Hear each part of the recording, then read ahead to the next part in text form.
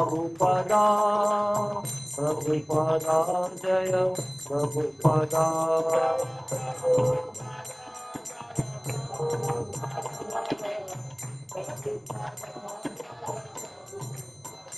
जय जय गुरुदेव गुरुदेव गुरुदेव जय जय गुरुदेव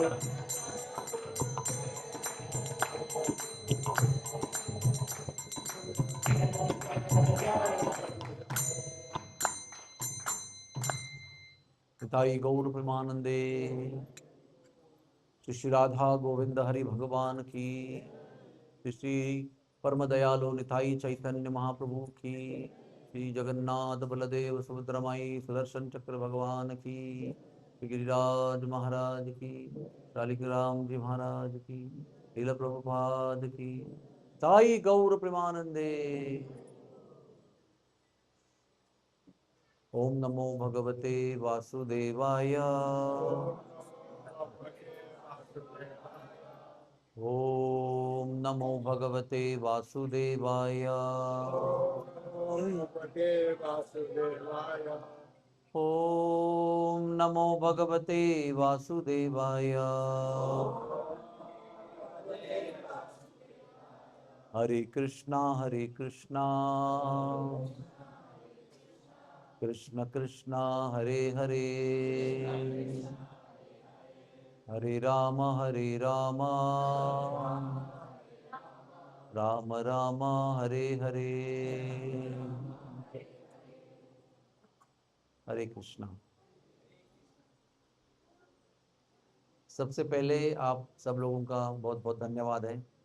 थैंक यू वेरी मच कि आपने मुझे यहाँ बुलाया, आपके बीच में बैठने का मौका दिया।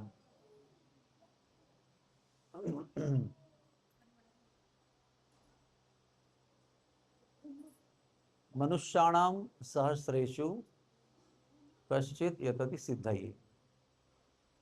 भगवान अर्जुन को गीता में बताते हैं कि 1000 मनुष्य में एक मनुष्य जो है वो भक्ति में आने का प्रयास करता है, उसका परिचय होता है। ऐसे 1000 जो परिचय करके आए हैं उसमें से एक भगवान में रुचि लेता है, इंटरेस्ट लेता है। ऐसे इंटरेस्ट लिए हुए 1000 लोगों में एक व्यक्ति भक्त बनता है। इतना ये दुर्लभ है।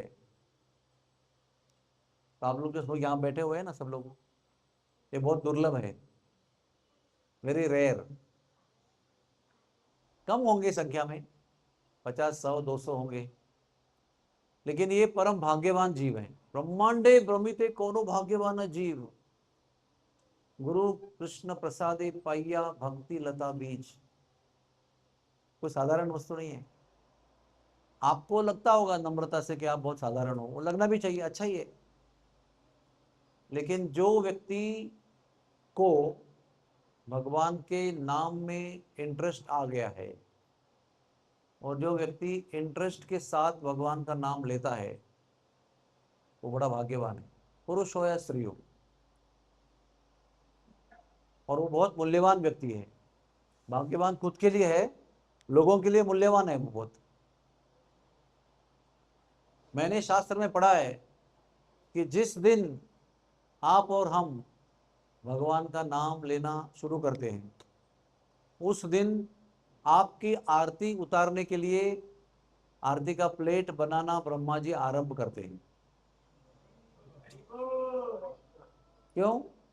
क्योंकि ये व्यक्ति जो भगवान का नाम आज ले रहा है वो एक दिन निश्चित गौलोक वृंदावन जाएगा, और जब जाएगा तो ब्रह्मा लोक होकर जाएगा।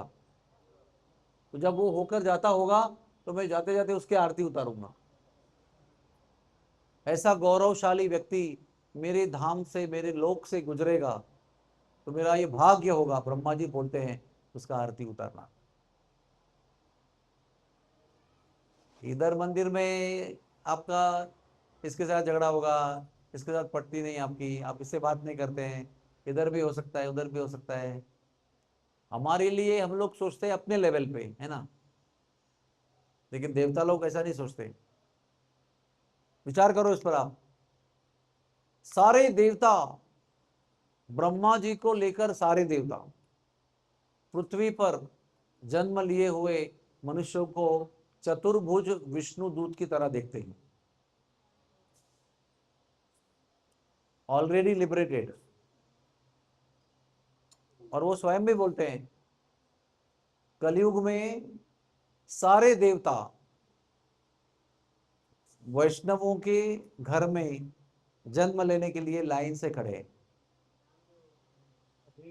सभी देवता लोग भक्त नहीं होते बाय द वे।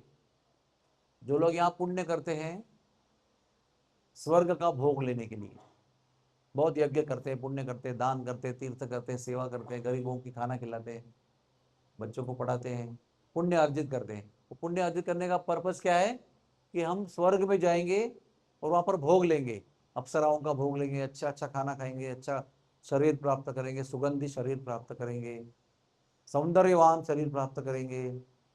अप्सरा में मेनका, उर्वशी, रंभा होगी, सुंदर वातावरण होगा, फूल खिलेंगे लेकिन मुरझाएंगे नहीं, ना ठंड होगी ना गर्मी होगी, ना शरीर में मल होगा, ना बाहर टॉयलेट होगा। तो अधिकतर सभी लोग वहां पर जाकर देवता बनते हैं भोग लेने के लिए। और उधर भी नारद मुनि, अगस्त्य मुनि, अंगिरा मुनि, ये सब लोग घूमते रहते हैं प्रचार करने के लिए। जैसे इधर भी आते हैं ना अवतार लेकर, हर राज्य में, हर देश में संत लोग आते हैं ना, वैसे उधर भी जाते हैं हर एक लोक में और प्रचार करते हैं। वही प्रचार करते हैं, you are not this body, you are spirit soul, आप भगवान के अंश हैं। इस स्वर्ग में भोग लेना जीवन का उद्देश्य नहीं है। क्षणे पुण्य मर्त्यलोके विशंति, पुण्य का क्षीण हो जाएगा, पुण्य समाप्त हो जाएगा तो पृथ्वी पर जहाँ पर जन्म लेना पड़ेगा, मर्त्यलोके।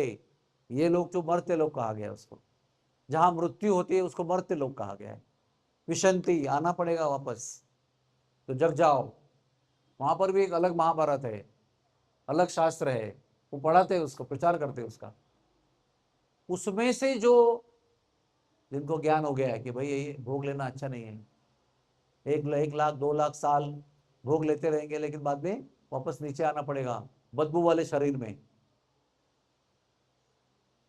तो जिनको थोड़ा सा ज्ञान हो गया है और भगवान का विषय में थोड़ा साक्षात्कार हो गया है, वो सारे लोग कलयुग में आप लोगों के घर में बच्चा बनने के लिए लाइन में खड़े हैं, वेट कर रहे हैं कि कभी नए नए भक्त युवा अवस्था में अभी शादी करेंगे, भक्त बनकर शादी करेंगे और जन्म देंगे बालक को, तो उसमें वो प्रवेश करने का प्रयास करें।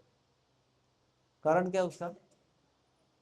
उसका कारण यह है कि वहां पर लाखों साल जीने के बाद भी वहां से मुक्ति नहीं हो सकती। वहां पर अलग अलग लेवल है, जनलोक, स्वरलोक, सिद्धलोक, तपलोक, महालोक।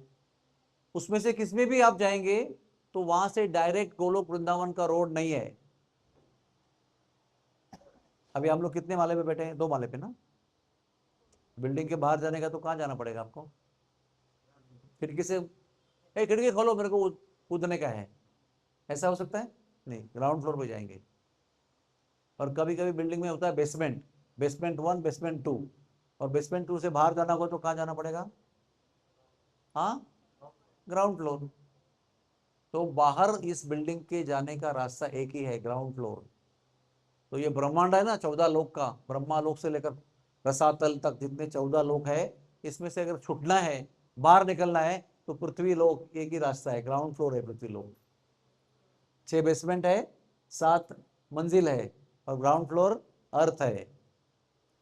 और अर्थ में जन्म लेगा पृथ्वी पर, तो ही यहाँ पर भजन भक्ति साधना वैष्णव सेवा करके भगवान के धाम direct, no connecting flight, direct flight, straight, no Brahma loka, no स्वर्ग लोका, नथिंग। ये सच है। क्यों ऐसा करते देवता लोग? क्योंकि जान, वो समझ में आता है उनको, कुछ लोगों को, कि यहाँ पर लाखों साल जिएंगे तो भी वापस वहीं जाना है। और पृथ्वी पर खास करके कलयुग में 70, 80, 90 और ज्यादा हो गए तो 100 साल के अंदर अगर भजन करेंगे, भगवान का नाम लेंगे तो सीधे भगवान की प्राप्ति हो सकती है। लाखों लाखों साल तड़पने की जरूरत नहीं है। जन्म मृत्यु बीमारी बुढ़ापा बार बार आना जाना यहाँ का जरूरत नहीं है। एक जन्म में कलयुग में हम सब लोग, प्लीज आप विचार करो इस बात पर, हमारा आपका जन्म इतना भाग्यवान है कि इस एक जन्म में अगर हम भगवान का नाम अच्छी तरह लेंगे, वैष्णवों का अपराध ना करते हुए लेंगे, वैष्णवों की सेवा करते हुए लेंगे, तो यहाँ का एक जन्म भगवान का नाम लेते हुए सीधे आपको कृष्ण प्रेम प्राप्त करा के गौलोक वृंदावन पहुंचा देगा। गौरांग महाप्रभु इसीलिए आए हैं। वो पंचजन्मी योजना नहीं है इधर। हाँ, 5 जन्म में कर देंगे, क्या है प्रोग्राम है अपना, इस जन्म में थोड़ा करेंगे, आगे थोड़ा करेंगे, ऐसा नहीं है। इसी जन्म में वो गिफ्ट लेकर महाप्रभु चैतन्य आए हैं। इसलिए ये बात जो मैं आपको बता रहा हूं आज, कि आप लोगों को और हम लोगों को, मुझे भी बार बार सुनना जरूरी है, क्योंकि हम लोग ना बार बार नहीं सुनेंगे ना तो संसार में फंस जाते हैं हम लोग, है ना। बीवी बच्चा पैसा ये वो, मेकअप करना है, इधर जाना है उधर जाना है, घूमना पीना है, भोग लेना है, अच्छा खाना खाना है, भूल जाते हैं व्यवहार में, संसार में, प्रपंच में हम लोग भूल जाते हैं। और हमारा जो भाग्य है उसको हम याद नहीं रखते हैं, उसका लाभ भी लेते नहीं है। फिर अंत में बुढ़ापा देखकर रोया, बचपन प्रेम से खेला, हाँ, जवानी भोग में खला गवाया, और बुढ़ापा देखकर रोया। फिर क्या करेंगे, टाइम तो निकल गया, फिर पुनः जन्म में लेके आएगा। तो मेरा कहने का ये सारांश तात्पर्य है कि हम लोगों को जो ये कलयुग में मनुष्य का पृथ्वी पर जन्म मिला है वो बहुत भाग्यशाली जन्म है। और जो लोग इसको स्वीकार कर चुके हैं, भगवान का नाम को अपने जीवन में एक्सेप्ट कर चुके हैं, वो लोग बहुत दुर्लभ है, बहुत कीमती है, बहुत मूल्यवान है। मैंने बताया ना, 1000 में 1000 में 1000 में, मतलब 1 लाख में एक। पृथ्वी में कितने लोग रहते हैं? What is the population of the world? हाँ, 8 बिलियन, 800 करोड़। उसमें 1 करोड़ भी भक्त नहीं है जो अच्छे भक्त हैं। बाकी तो मानने वाले, भगवान को मंदिर जाने वाले बहुत लोग हैं, लेकिन सीरियसली भगवान के नाम को जप करने वाले, भाई राम का हो, कृष्ण का हो, विष्णु का हो, और भी किसी भगवान का हो, करने वाले बहुत दुर्लभ लोग हैं। इसलिए हमारे पास अगर 100 लोग आ गए, जन्माष्टमी में 5000 लोग आ गए, तो हमको लगता है ठीक है, बहुत सारे लोग हैं, किसको किसको मिलेंगे। लेकिन वो लोग गिने चुने बहुत दुर्लभ लोग हैं। और जो रेगुलरली आते हैं मंदिर में, साधना करते हैं, दीक्षा ले चुके हैं, 16 माला करते हैं, 4 नियम पालन करते हैं, वैष्णवों की सेवा करते हैं, भागवत पढ़ते हैं, मंदिर में आरती को अटेंड करते हैं, यात्रा में जाते हैं, तुलसी की पूजा करते हैं, वो लोग बहुत ज़्यादा मूल्यवान हैं। जिनको जीवन का लक्ष्य पता चल गया है कि मैं यहाँ पर क्यों आया हूँ। चलो शरीर को चलाना है तो कुछ काम करना पड़ेगा, पैसे कमाना पड़ेगा, थोड़ा बहुत घर घर का कर्तव्य देखना पड़ेगा, लेकिन पर्पस जो है, किसके लिए आया हूं मैं, वो भगवान की प्राप्ति के लिए आया हूं। और जिस व्यक्ति को, जिन लोगों को, जिन मानवों को, पुरुषों को, स्त्रियों को, बच्चों को ये पता चला है कि मेरा जीवन भगवान का प्रेम प्राप्त करने के लिए है, वो बहुत ही दुर्लभ व्यक्ति। तो हम लोग क्या करते हैं, भक्ति में 3 स्तर होते हैं। एक होता है नाम रुचि, है ना, नाम तो मिला लेकिन टेस्ट नहीं है, लेकिन बाद में धीरे धीरे टेस्ट आता है। प्रभु जी गा रहे थे तो एकदम टेस्ट आया, बहुत सुंदर। कोई प्रेम से गाएगा तो हमको भी लगता है कि हम भी प्रेम से गाएं, है ना। तो नाम रुचि नाम रुचि आ गई या नहीं आई, या थोड़ा सा प्रयास कर रहे हैं, तो वैष्णव सेवा करने का मन आता है कि वैष्णवों की सेवा करना चाहिए। और उसके बाद में आता है जीव दया, यानी यहाँ तो लोग आ गए, लेकिन बाहर बहुत लोग हैं जो अभी तक भक्ति में नहीं आए, दुख भोग रहे हैं, जन्म मृत्यु के चक्र में फंसे हुए हैं, कष्ट भोग रहे हैं, उनको पता नहीं है, उनको पता कराना जरूरी है। तो हम लोग बाहर जाते हैं, हरिनाम करते हैं, प्रोग्राम करते हैं, लोगों के घर पे जाते हैं, लेक्चर देते हैं, उनको यहाँ बुलाते हैं, प्रोग्राम में प्रसाद खिलाते हैं, माला देते हैं, बोलो भगवान की माला जप करो आप, बाकी सब कुछ करते रहो लेकिन ये भी ऐड करो उसके अंदर। तो क्या करते हैं, समझो अभी प्रभु जी गए, हाँ आप भी गए, और दो चार माताओं को, दो चार प्रभुओं को नए नए लेके आए, प्रोग्राम में बिठाया, प्रसाद खिलाया, जाते जाते माला दिया, बोला प्रॉमिस करो आप 4 माला करोगे, बोला हाँ हम करेंगे, अगले संडे को भी आना है, अगले संडे को भी आएंगे, शनिवार को प्रोग्राम में आएंगे, अभी अगले जन्माष्टमी को 4 तारीख को आएंगे, और आप फॉलो करेंगे उनको, और वो उनको अंदर लाएंगे, बाहर से अंदर लाएंगे, और फिर क्या करेंगे, छोड़ देंगे उनको। एक बार आ गया अंदर तो फिर वापस बाहर जाना है, नए लोग को लेके आना है ना। हमारा क्या रहता है मूड, एक बार एक आदमी को अच्छी तरह अंदर कर लिया, फिर वापस जाना है और नया आदमी को लेके आना है। लेकिन जो अंदर एक एक करके हमने जमा किया है, उनकी देखभाल कौन करेगा? कहीं निकल गया तो आप तो बाहर से अंदर लाने में बिजी है, और अंदर से बाहर जाने वालों को रोकने के लिए कौन है इधर? तो उसको कहते हैं डिवोटी केयर, भक्तों की देखभाल करना। मैं बार बार ये कहना चाहता हूं, आपको लगेगा बार बार क्यों कह रहे हैं, कुछ बहुत इंपॉर्टेंट है इसलिए बार बार कहना पड़ रहा है, कि जो व्यक्ति दुनियादारी को निभाते हुए या छोड़कर मंदिर में भगवान का नाम जप करने के लिए, भगवान की कथा सुनने के लिए आया है, उसको बनाए रखना है, टिकाए रखना है, ताकि वो जाए नहीं। बाहर से लोग अंदर क्यों आते बताओ, मैं क्यों आया अंदर इधर? क्योंकि बाहर की दुनिया में बहुत पॉलिटिक्स है, बहुत छल कपट है, बहुत झगड़ा है, बहुत तकलीफ है, बहुत स्वार्थ है, बहुत कपट है, द्वेष है, मत्सर है, झगड़ा है, क्या नहीं है बताओ, आप नाम गिनते जाओ, रात तक गिनते रहो क्या बुराई है दुनिया में। तो वो सब देख चुका है, बाहर तो कोई कोई प्रेम नहीं करता है, सब लोग स्वार्थी है, सब लोग आपको चूसना चाहते हैं, आपका पैसा, आपका प्रॉपर्टी, आपको जो भी है, जो भी उसको आपसे ले सकते हैं। हाँ, जप मत करो कथा सुनते समय। तो इधर क्यों आया वो, कि बाहर जो मैं देख रहा हूं वो शायद मुझे अंदर नहीं मिलेगा, इधर इधर प्रेम मिलेगा, इधर स्वार्थ नहीं है, ऐसे लोग मिलेंगे जो निस्वार्थ प्रेम करेंगे। ये आशा से हम लोग आए हैं। जो घर पे हमारे चल रहा है वो आशा है कि यहाँ नहीं चलता होगा। अगर वो घर पे जो चल रहा है झगड़ा वगड़ा, जो द्वेष और मत्सर मारामारी, और यहाँ पर भी देखेंगे तो छोड़ के जाएंगे, मतलब बाहर और अंदर क्या फर्क है, कि कुछ फर्क नहीं है। तो इसलिए अंदर का वातावरण निस्वार्थ सेवा भाव का बनाए रखना बहुत जरूरी है, ताकि मैं आता रहूं, क्योंकि बाहर के आग में मैं जल रहा हूं, यहाँ पर आके ठंडक प्राप्त कर रहा हूं।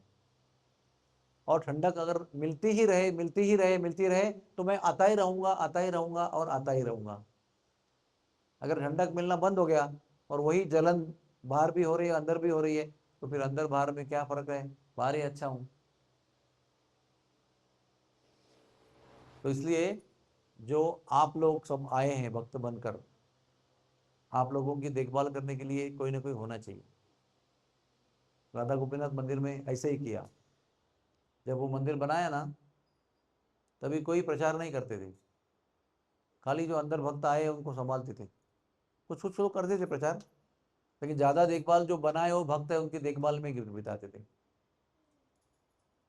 केवल भक्तों के छोटे छोटे ग्रुप बनाए, उनको एक सीनियर डिवोटी दिया, वही ये सीनियर डिवोटी को बोला कि ये जो भक्त है तुम्हारे अंदर 10 लोग, इसको देखभाल करो, इसका सुख दुख समझो, कोई कष्ट है, पीड़ा है, कोई प्रॉब्लम है, कोई संकट हो रहा है उसके जीवन में, है ना, कोई परेशानी हो रही है, तो उससे दिल की बातें करो, और उसको हौसला दो, उसको उत्साह दो, उसको निराश मत होने दो। होते हैं ना भक्त लोग भी, हमारे सबके जीवन में संकट है। अरे किसी की माँ को कैंसर है, किसी का पिताजी का नौकरी चला गया है, किसी का पिताजी को लकवा मार गया है तो वो बिस्तर पे है, किसी का बच्चा अपाइज है, किसी की वाइफ को कैंसर हो गया है। अभी इधर आया नेपाल में तो भी कितने न्यूज़ आए मुंबई से, ये डेथ बेड पे है, इसका ट्यूमर डायग्नोस हो गया है, उसका ये हो गया है, उसका क्या स्लिप डिस्क हो गया है, तो क्या करना समझ में नहीं आ रहा है, प्रभु जी कुछ कृपा करो, उसको समझाओ, कुछ कुछ इलाज करो उनका।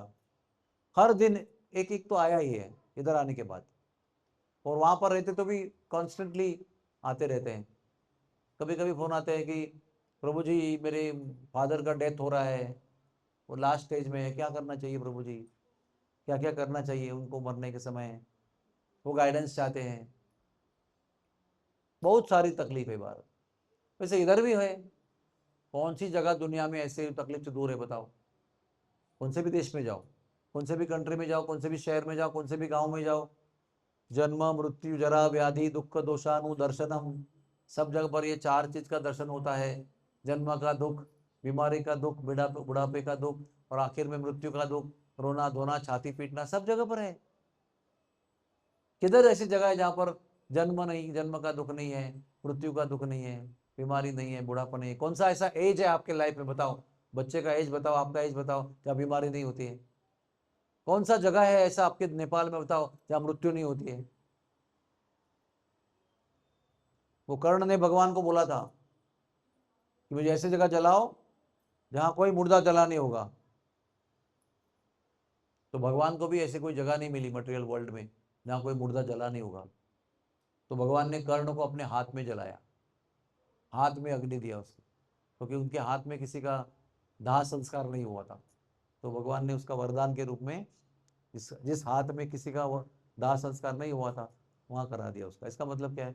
दुनिया में कहीं भी, हाँ, ब्रह्मांड भ्रमित है, किधर भी ऐसी जगह नहीं जहां पर मृत्यु नहीं होती। तो हमको भी होगी, हम भी भक्त बनने के बाद भी बुखार आएगा, कोरोना होगा, वायरल फीवर होगा, डेंगू होगा, स्वाइन फ्लू होगा, क्या क्या नहीं होगा बताओ?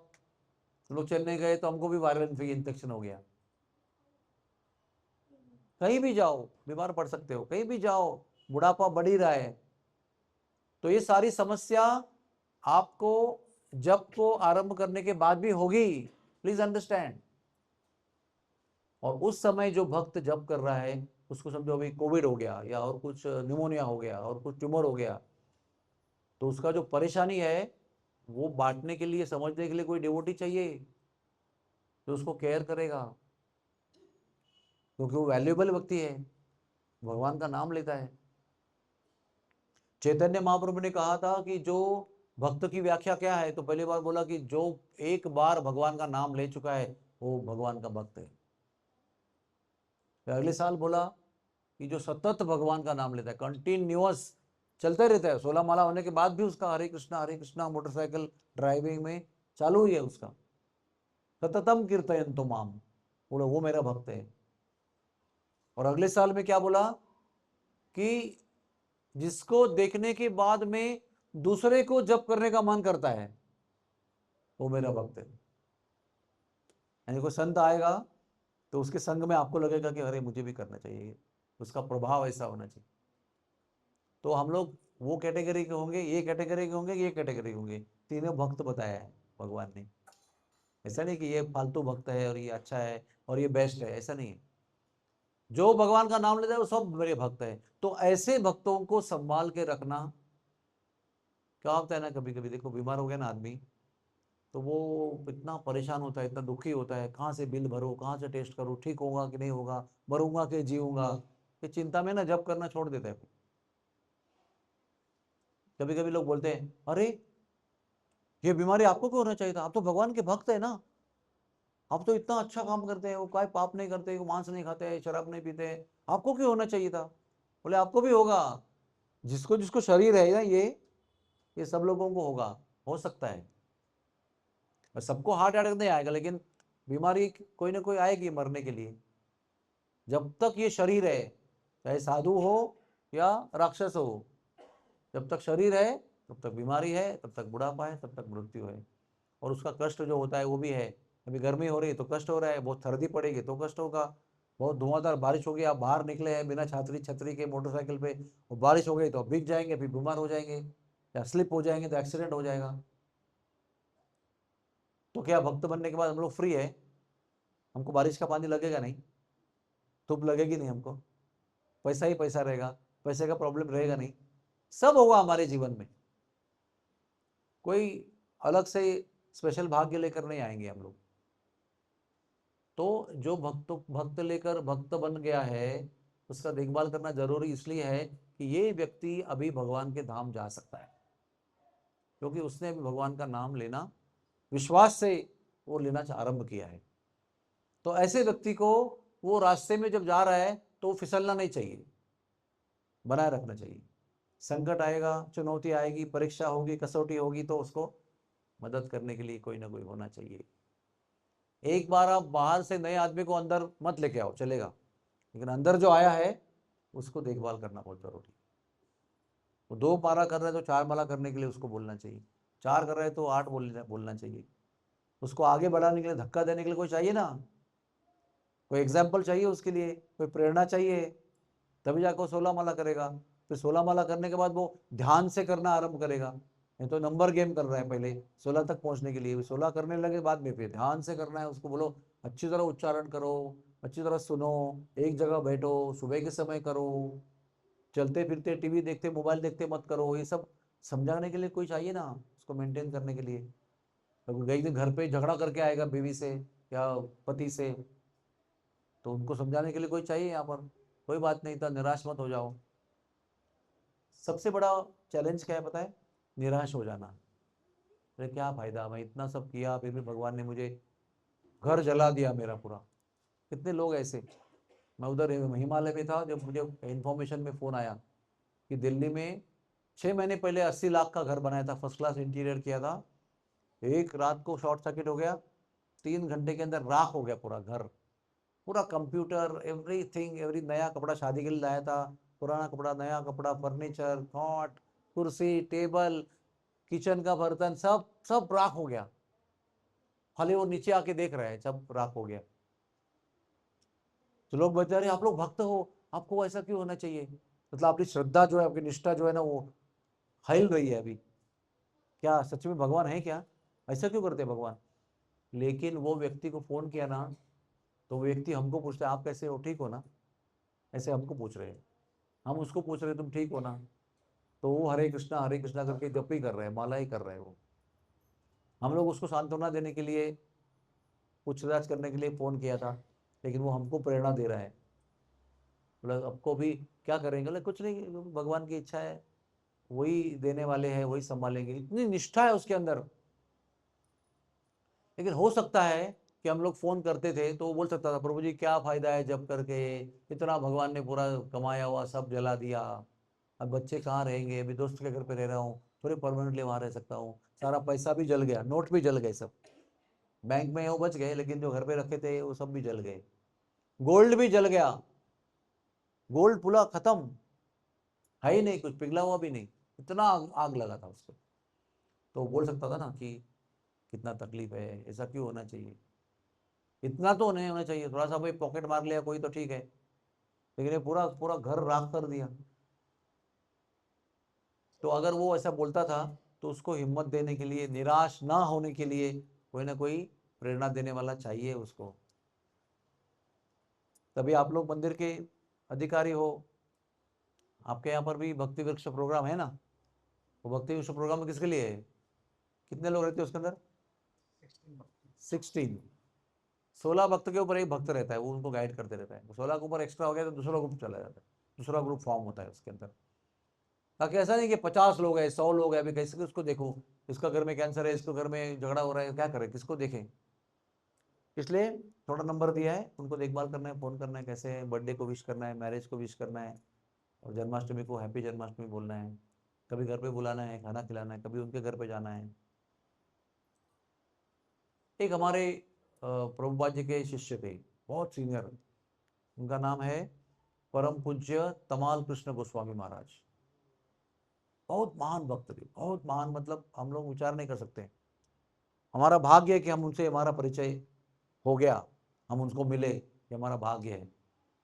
जैसे गोलोक के दूत हैं वो, मैसेंजर फ्रॉम गोलोका, हमारे लिए आए शरीर में, हमारा कल्याण करने के लिए। उन्होंने कहा था कि मंदिर क्यों बांधना चाहिए, और प्रभुपाद ने मंदिर क्यों बांधे? 6 चीज करने के लिए बांधे। एक है साथ में बैठकर प्रसाद पाने के लिए, देने के लिए और खाने के लिए, यानी मैं खिला भी रहा हूं और खा भी रहा हूं। क्या कहते हैं उसको? ददाती प्रतिगुणा प्रति, हाँ, दादी प्रतिगुणासी, यानी आप खिला रहे हो और खा भी रहे हो। फिर भूंजते यानी गिफ्ट जो है ना, कोई अभी आपका बर्थडे है, आपका एक पेन दे दिया आपको, या कोई मंदिर से कोई लॉकेट दे दिया आपको, जोली दे दिया जब माला करने के लिए। गिफ्ट देना है, गिफ्ट लेना है प्रेम से। बर्थडे है कि मैरिज एनिवर्सरी है, कोई बहाना ढूंढना है, उसको गिफ्ट देना है और साथ में बैठ के प्रसाद पाना है। भूंगते भोजयते, भूंगते यानी खाना, भोजयते यानी खिलाना। कुछ भी हो, प्रेम से खिलाना है, प्रेम से खाना है, उनके हाथ से खाना है, हमसे हाथ से खिलाना है। और ये करने के बाद में क्या है, भक्तों के बीच में अच्छा रिश्ता बनता है, प्रेम का, फ्रेंडशिप बनती है। हो सकता है कि आपकी सारी माताओं से फ्रेंडशिप ना हो, आपकी सारी प्रभुओं से फ्रेंडशिप ना हो, लेकिन आपको दो चार तो मिलेंगे ही जिनका आपका तार जुड़ जाता है ना। सबके साथ पटती नहीं, लेकिन आपको ज्यादा मिलेंगे तो आप भाग्यशाली हो, लेकिन एक तो मिलेगा ही आपको। लेकिन उसके साथ में दोस्ती बढ़ानी चाहिए आपको ना। दोस्ती बढ़ाने के लिए रूप गोस्वामी कहते हैं कि ये आपको करना है।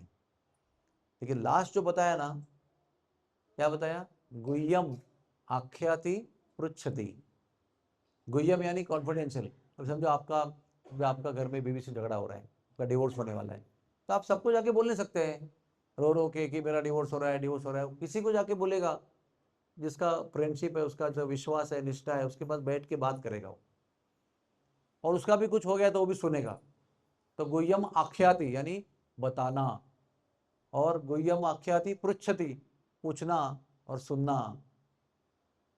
वो बता रहा है, आप सुन रहे, कभी आंख बता रहे वो सुन रहा है, लेकिन गुह्यम कॉन्फिडेंशियल। अभी आज किसी ने आके कॉन्फिडेंशियली बोल दिया, कल सोशल मीडिया पर डाल दिया कि ये हमारा भक्त जो है प्रभु, इसका डिवोर्स हो रहा है, इसके लिए प्रार्थना करो, तो बोलेगा बाप रे, इसको क्यों बोला मैं, इसको तो मैंने कॉन्फिडेंशियली बोला था, कोने में बैठकर दिल का दर्द खोला था, रोया था मैं गोद में बैठकर, तो पूरा सोशल मीडिया में डाल दिया next day, please pray for him. कभी कभी ऐसे लोग होते हैं ना, वो बोलते हैं कि मैसेज भेजते हैं कि ना मेरे पति को ब्रेन का कैंसर हो गया है, प्रभु जी आप राधा रानी को प्रार्थना करो, और एंड में लिखते हैं किसी को बताना नहीं, कीप इट कॉन्फिडेंशियल। तो हम लोगों को उसका सम्मान करना चाहिए कि वो ऐसी कॉन्फिडेंशियल बात आपको बता रहे हैं, और आपसे प्रार्थना की उम्मीद कर रहे हैं, और आपसे ये भी उम्मीद कर रहे हैं कि किसी को बताएंगे नहीं आप, और ऐसा निष्ठा रख के आपको बताया, और अगले दिन आपने डाल दिया व्हाट्सएप ग्रुप में, क्या सोच के, अरे सब लोग प्रार्थना करेंगे ना, तो मालूम रहेगा तो प्रार्थना कैसे करेंगे, और सबको प्रार्थना करेंगे तो उसको लाभ होगा, डाल दिया उसके ऊपर। वो जो प्रभु है, माता जी जो भी है, वो दुनिया में कभी बात दोबारा आपको नहीं बोलेगी कुछ, क्योंकि ये ट्रस्ट वर्दी नहीं है, इस पर भरोसा नहीं कर सकते, इस पर ये कॉन्फिडेंशियल बात का भरोसा नहीं कर सकते हैं, ये बात में गुह्य रखने वाला नहीं है व्यक्ति। तो तमाल कृष्ण महाराज कहते थे कि मंदिर बनाया है कि गुह्यम आख्याति पृच्छति होना चाहिए, इसलिए मंदिर बनाया है। उसकी शुरुआत प्रसाद खाने से होती है, उसकी शुरुआत गिफ्ट देने से होती है, लेकिन फाइनली वो मंदिर में आकर ऐसा कोई मित्र सुहृद ढूंढना चाहिए जिसके साथ आप दिल की बात कर सकते हो, अंदर का दर्द जो है वो बता सकते हो। क्या दर्द है कि मैं जो छोटा था ना 2 साल का, तो मेरी माँ गुजर गई, मेरे को माँ का प्रेम मिला ही नहीं। मेरे पिताजी आर्मी में थे, तो बॉर्डर में रहते थे, मैं आंटी के घर में रहता था, ना मुझे वहाँ का प्यार मिला ना पिताजी का प्यार मिला। मतलब वो दुखी है एक अंदर से। भक्त बना है अभी, तो किसी को पता नहीं है, लेकिन कोई दोस्त मिल गया, खाना पीना खा के बैठ के दोस्ती बढ़ गई हो, तो उसको बैठ के बोलेगा ऐसा ऐसा मेरा है। अभी अभी एक सीनियर डिवोटी मुझे आके बोल के गए कि मेरे माता पिता दोनों आर्मी में थे, और मैं छोटा सा था तब दोनों का एक ही युद्ध में डेथ हो गया। इमेजिन। तो तब से मेरे कोई मेरे को पता ही नहीं, मेरे आंटी कौन है, काका कौन है, मामा कौन है, मामी कौन है, कोई पता नहीं है। एक और आर्मी का व्यक्ति था, ब्रिगेडियर, उसकी पत्नी ने मुझे छोटा से बड़ा किया, मैं उसको ही मम्मी बोलता हूँ।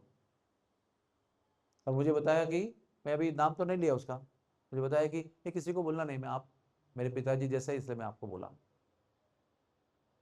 क्योंकि उसके दिल में वो बात है ना, वे भक्ति करके 25-30 साल हो गए उसको, लेकिन फिर भी उसके अंदर वो एक बात है कि मैं मुझे माता पिता का प्रेम नहीं मिला, अभी वो प्रेम गुरु से मिला मुझे, गुरु मुझे पिताजी का प्रेम दे रहे हैं। वो माता जी ब्रिगेडियर की पत्नी ने मुझे माता का प्रेम दिया, मैं उसको जाके मिलते रहता हूँ हमेशा, माता करके, मम्मी करके बोलता हूँ। तो कहने का तात्पर्य क्या है कि सबके दिल में, सबके जीवन में कुछ ना कुछ तो ऐसे होता ही है। कोई भी यहाँ दर्द से फ्री नहीं है। और दर्द जब भी कोई सुहृद का मतलब क्या होता है, वो उसका हृदय एक हो गया है, दोनों का मिलके एक हृदय हो गया है, प्रेम हो गया है, देखभाल करना चाहते हैं, दूसरे की हेल्प करना चाहते हैं, तो वो दुख बताने से वो हल्का हो जाता है। और प्रेम से उस पर मलम पट्टी होती है ना। प्रेम होगा तो उसमें मलम पट्टी हो जाती है, भाई ठीक है एक व्यक्ति तो प्रेम करता है मुझ पर। हम लोग सब लोग ना प्रेम ढूंढ रहे हैं, दुनिया में भी ढूंढ रहे हैं, वहां नहीं मिलता है तो हम लोग मंदिर में ढूंढने के लिए आते हैं। और मंदिर में अगर मिला तो हम टिक जाते हैं, तो मंदिर में प्रेम नहीं मिला, कोई पॉलिटिक्स मिला तो भाग जाते हैं वापस। तो हम लोगों को देखना है कि मंदिर का एटमॉस्फेयर प्रेम भरा हो, सबसे बड़ा एटमॉस्फेयर मंदिर का निस्वार्थ हो, निरपेक्ष हो। हाँ, हम लोग कैसा करते हैं, कभी कभी कोई आया नया डिवोटी, ले लो जन्माष्टमी का 1,000 दे दो, अब ये वो आ रहा है उसका दे दो, अब फूड फॉर लाइफ के लिए 1,000 दे दो, अब ये जो 1,000 दिया तो अगले अरे अच्छा डोनर है ये तो 2,000 दे दो उसको, और दे दो। लोग क्या बोलते हैं, अरे तो पैसे ही मांगते खाली, मेरे बारे में मेरा अच्छा बुरा कोई सोचते ही नहीं। जब भी आता हूँ हार बनाते हैं, महाप्रसाद देते हैं, ये फूल देते हैं, बोलते हैं प्रभु जी दे दो, अभी हम लोग और एक प्रोजेक्ट शुरू कर रहे हैं। लेकिन समझो आप कोई धनी व्यक्ति यहाँ पर आया और भक्त बन रहा है, आपने कभी उससे एक पैसा भी नहीं मांगा, खाली उसका पूछताछ किया, उसको प्रेम दिया, दोस्ती दिया, उसको प्रसाद दिया, बर्थडे को विश किया, वो है ना, आपने कभी मांगा नहीं, इसी बात पर आपको देते रहेगा बार बार वो। और आप मांगेंगे तो मांगेंगे उतना ही देगा, लेकिन आप नहीं मांगेंगे अपना जीवन दे देगा वो। ये राधा गोपीनाथ मंदिर की पॉलिसी है। राधा गोपीनाथ मंदिर में हमारे गुरुजी ने उनको यही सिखाया है कि उसको भगवान का नाम दो, उसको भक्ति का जीवन दो, उसको सुख दो, उसको निस्वार्थी फ्रेंडशिप दे दो, उसकी देखभाल करो, फिर वो एक दिन अपना सर्वस्व आप भगवान को दे देगा। इसी बात पर प्रीचिंग होता है। मैं भी समझो किधर जाऊंगा और लोग मेरे पीछे पड़ेंगे, अरे डॉक्टर है उसको पैसा मांगो दे देगा, इधर से उधर भी दिया था उसने, मैं सुना है उधर उसने डोनेशन दिया था, इधर भी देगा, तो मैं परेशान हो जाऊंगा, है ना। लेकिन मुझे प्रेम से कोई इधर मिलेगा, बात करेगा, तो मैं हृदय से वो जन्माष्टमी को बोला करूँगा क्यूआर कोड किधर है, वो दे दूंगा तुरंत। हमारा भी ऐसा ही है, तो हमको भी वैसा ही व्यवहार लोगों से करना चाहिए। यहाँ पर लोग प्रेम प्राप्त करने के लिए आते हैं, प्रेम ढूंढते हुए आते हैं। यहाँ पर लोग निस्वार्थ व्यवहार देखना चाहते हैं, क्योंकि स्वार्थी व्यवहार तो बाहर सब जगह देखते हो, कोई नई बात नहीं है। यहाँ पर क्या क्या नया दिखा, वही देखा कि यहाँ पर लोग स्वार्थी नहीं है, निस्वार्थ है, लोग केवल मदद करना चाहते हैं। वो उधर मिथिला जनकपुर में जो मेयर है, मेयर वो बहुत प्रभावित है अभी, वो डिवोटी बनने के रास्ते में है। वो बहुत जब भी परेशान होता है ना, वो बहुत पॉलिटिक्स ये वो असेंबली उधर झगड़े वगड़े चलते रहते हैं ना, उनका उनका लाइफ बहुत डिफिकल्ट होता है। हमारा कैसा लाइफ है, सब अच्छे ही लोग मिलते हैं हमको, कोई चोर डकैत कपटी पॉलिटिशियन थोड़ी मिलते हैं हमको। वो जो मिलते हैं वो अच्छे तिलकधारी है, सब लोग प्रेम करने वाले, गले मिलने वाले, आलिंगन देने वाले, खुशी रहने वाले मिलते हैं लोग। उनको ऐसे लोग मिलते नहीं है, उनको सब चोर लुच्चे लफंगे कपटी मिलते हैं लोग। और वो पॉलिटिक्स करते रहते हैं, इसकी टांग खींचते हैं, उसका पैसा खींचते हैं, उसका ये करते हैं, उसको कोर्ट में खींचते हैं। तो वो ना बहुत परेशान होने के बाद में कभी कभी रात को 10 बजे भी वो प्रभु जी को मिलने आता है, प्रेसिडेंट को। बोले बहुत बहुत पक गया हूँ आज आपसे, आपके साथ बैठना चाहता हूँ। फिर बैठ के भगवान की बातें करेंगे, फिर प्रसाद पाएंगे, शांत हो जाएगा दिल, फिर चले जाएंगे। फिर वापस कभी परेशान हो जाएंगे, वापस फ़ोन करके आ जाएंगे, दिन में रात में कभी भी आ जाएंगे। क्योंकि क्या उसको मालूम पड़ा है कि दुनिया में जब मैं पक जाता हूँ तो यहाँ आके शांति पाता हूँ, इसलिए वो यहाँ आता है। और समझो वो भावना से आ गया, और हमारे प्रेसिडेंट बोलेंगे प्रभु जी जन्माष्टमी आ रही है 1 लाख दो, तो बोलेगा ये तो मैं प्रेम ढूंढ के लिए आया था, ये मुझसे पैसा चूसना चाहते हैं, तो नहीं आएगा फिर वो, क्योंकि उसको डर है कि अगली बार भी पूछेगा।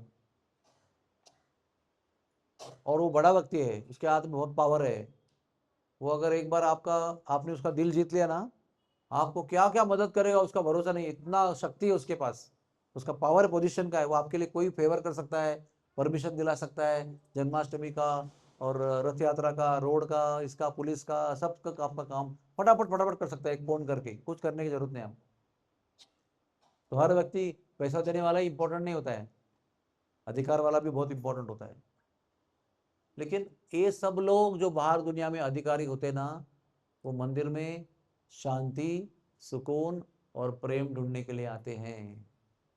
जो बाहर की दुनिया में उनको पोजीशन है, पावर है, बहुत है, सम्मान है, सत्कार है, उनका सब कुछ है, रिस्पेक्ट है, लेकिन प्रेम नहीं मिलता है उनको। वो सूखे रहते हैं, बहुत ड्राई हार्टेड रहते हैं। सब लोग पता है उनको, सब लोग स्वार्थी लोग हैं दुनिया में।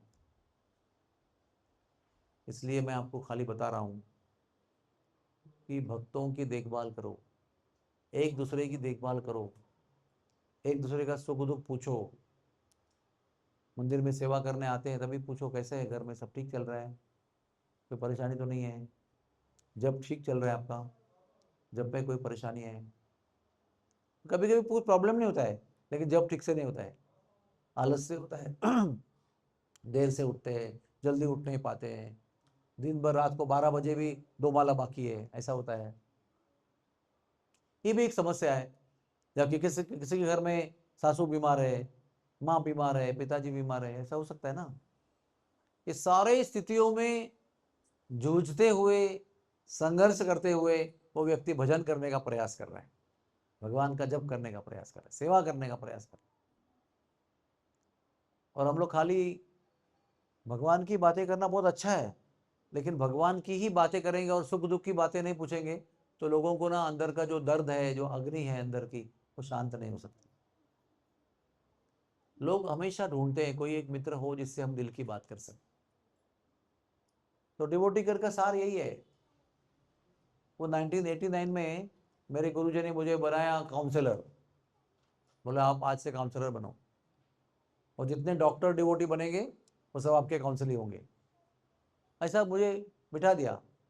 मैं तभी 26 साल का था केवल, और डॉक्टर जो भक्त बने थे वो मुझसे 10-10-15 साल बड़े थे, बड़े बड़े अधिकारी डॉक्टर बने थे, मेरे टीचर भी थे उसके अंदर जो डिवोटी बने थे। लेकिन महाराज ने बोला आप सबकी देखभाल करना है। देखभाल करने का मतलब क्या है, उसकी, उसके पत्नी की, बच्चों की, पूरी परिवार यूनिट की देखभाल करना है, सबको इंस्पायर करना है। तो एकदम मैं ऐसा हक्का बक्का रह गया। फिर मीटिंग समाप्त हो गई, वो मीटिंग में ही डिक्लेयर किया उन्होंने। फिर मीटिंग के बाद महाराज को बोला महाराज करना क्या है, कोई फॉर्मूला है, कोई मंत्र है, कोई सलाह है आपकी। तो उन्होंने एक ही वाक्य बोला मुझे, जो मैं आज तक नहीं भूला। क्या वाक्य बोला, इंग्लिश में बोलता हूँ पहले, फिर हिंदी में बोलता हूँ। Go out of the way to take care of devotees. अपना लिमिट वगैरह सब कुछ, अपना खुद का सब छोड़ के, समय को बिल्कुल न देखते हुए, गो आउट ऑफ द वे मतलब अपना स्वार्थी जीवन छोड़कर भक्तों की देखभाल करो। एक वाक्य में पूरा हजारों किताब आ गए डिटेल में। If I have to take care of you, I have to go out of the way. ऐसा नहीं कि भाई 9 बज गए, अभी सोने का समय, अभी आप आज अभी मत बात करो, मैं अभी सो रहा हूँ, कल मिलो। अरे वो रात को आत्महत्या कर लेगा अगर बात करने का मौका नहीं मिला, तो 12 बजे वो लटकेगा पंखे पर, मर जाएगा। हुआ है हमारे भक्ति के जीवन में, देखा है हम लोग ने भक्त लोगों के जीवन में। भक्त लोगों को वो सहन नहीं हुआ जो जीवन में चल रहा है, और कोई सुनाने को नहीं मिला, कोई मिलने को नहीं मिला, बात करने को नहीं मिला, और वो बोला अभी मैं बिजी हूँ, मैं जरा घर पे नहीं हूँ। और रात को 1 बजे लटक के सुबह न्यूज आया कि वो, जब मैं उठी सुबह, पति लटका हुआ मिला फैन पे। तो आपको क्या लगेगा, अरे यार मैं कल उसको मिलता था तो वो अच्छा था, वो जिंदगी बचती थी उसकी। लेकिन हमने बोला अब तो अपना टाइम तो खत्म हो गया, नींद का समय है, सो जाओ। उसको कहते हैं आउट ऑफ द वे। आपका सब कुछ है, नियम, काम पे जाना है, लेकिन इमरजेंसी होगी तो क्या करते हैं हम लोग, सब डालते हैं और भाग जाते हैं। बाद में छुट्टी डाल देंगे, ऑफिस में देखेंगे, सब बॉस को बोलेंगे अभी जाओ उसको बचाओ। अभी अभी उसका पति का एक्सीडेंट हो गया, डेथ हो गया है, young, married, first time pregnant है 3 महीने की, हस्बैंड का डेथ हो गया है। तो आपको सब कुछ छोड़ के भागना चाहिए तो सहारा देने के लिए। So that is the meaning of going out of the way. Routine अपना जो जीवन है उसको बाहर जाके भक्तों को हेल्प करना चाहिए। और ऐसे आप भक्तों को हेल्प करेंगे ना, तो कृष्ण भगवान स्वयं कहते हैं कि मैं उस भक्त का ऋणी हूं जो दूसरे भक्त को सहायता करता है। भगवान ने गीता में क्या बोला है, पहले क्या बोला, सर्वधर्मम परित्यजम, सब छोड़ो, सब धर्मों को छोड़ो, मेरे को शरण में आ जाओ। और बाद में क्या बोला कि ये जो मैंने तुमको सुनाया गीता का ज्ञान, ये गीता का ज्ञान तुम जब भक्तों को सुनाओगे, समझाओगे, तो तुम्हारे से अधिक प्रिय दुनिया में कोई नहीं होगा। Nobody will be dear to me as you are in future, current way and in the past. ऐसा नहीं बोला है कि बाहर जाके बोलना है, अरे भक्तों को बोलने को बताया है। तो मेन जो प्रवचन है, जो कथा है भगवान की, जो भगवान के विषय में चर्चा है, वो भक्तों के साथ में करना है, उनको नरिशमेंट देना है, उनको मजबूत बनाना है। भाई बाहर के लोगों को सुना तो अच्छा है, लेकिन भगवान खुद बोल रहे हैं कि मेरे भक्तों को सुनाओ, ये जो मैंने तुमको समझाया है वो भक्तों को सुनाओगे तो तुमसे अधिक प्रिय मेरे को कोई नहीं होगा। और हमको करना क्या है जिंदगी में, भगवान का प्रिय बनना है ना हमको। We want to become dear to Lord. भगवान ने बता दिया मुझे डियर कैसे बनाना है। और 11वें स्कंद में भगवान ने उद्धव को उपदेश किया है। भगवान क्या बोलते हैं उद्धव को, तुम मेरी पूजा करो, अच्छा है, मुझे अच्छा लगता है।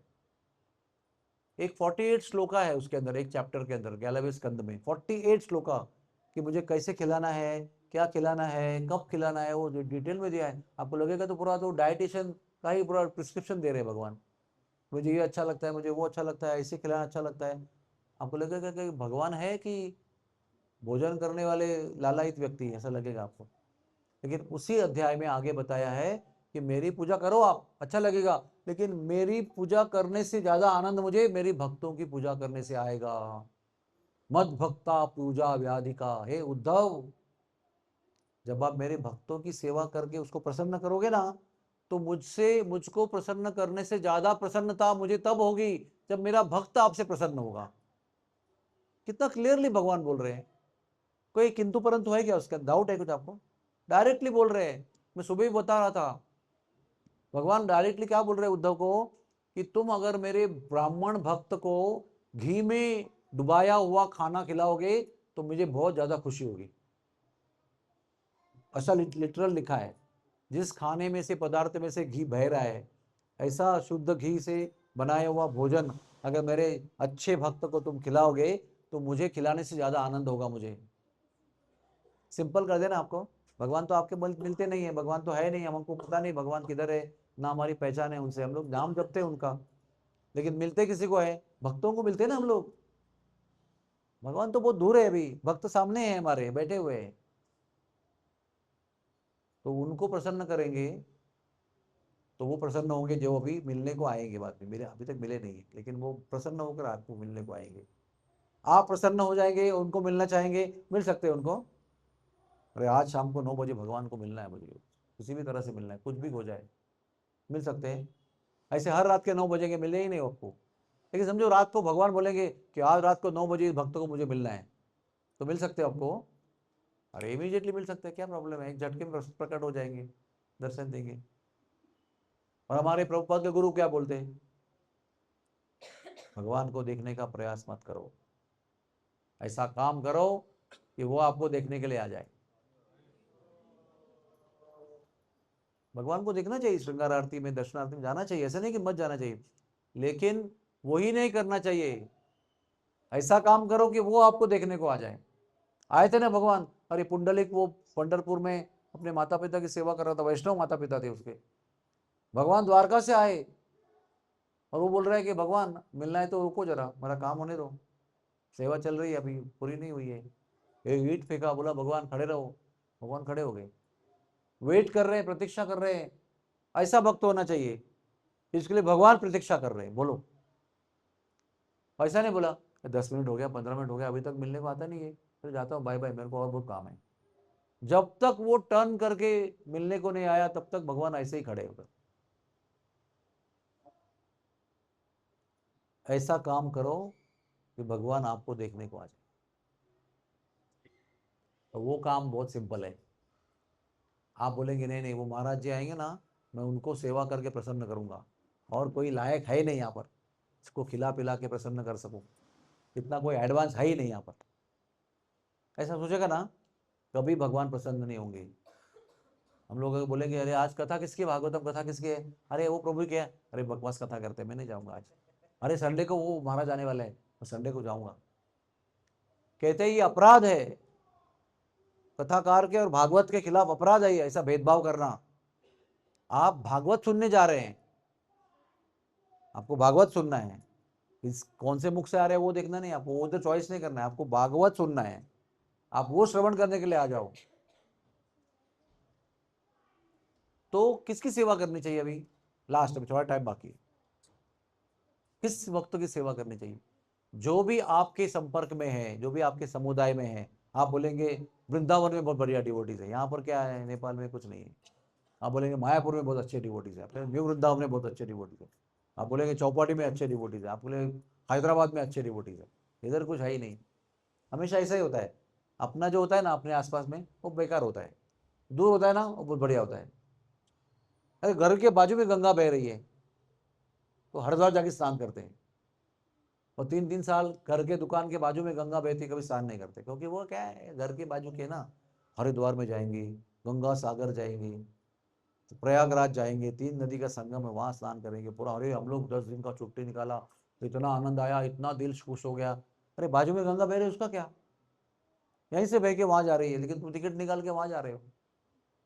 वैसे ही अपने पास जो भक्त बैठे हुए हैं, अच्छा जप कर रहे हैं, मेहनत कर रहे हैं, सेवा कर रहे हैं, मंदिर में आते हैं, उनको हम लोग साधारण समझते हैं। नहीं, आपके आसपास जो भक्त भगवान ने आपको संग उनका दिया है, वो आपके लिए बेस्ट भक्त है। इसलिए आपके लिए भगवान ने उन भक्तों की व्यवस्था की है जो आपके भक्ति में प्रगति करने के लिए जरूरी है। ऐसे भक्तों का संग भगवान ने आपको दिया है, और उसमें आप अगर श्रद्धा नहीं रखेंगे, उनका संग नहीं लेंगे, उनको ज़्यादा वैल्यू नहीं देंगे, तो नुकसान हमारा ही है। जैसे आप प्रगति करोगे ना, तो आपके लिए और कौन से भक्त आवश्यक है, वो भक्तों का संग भगवान आपको देंगे।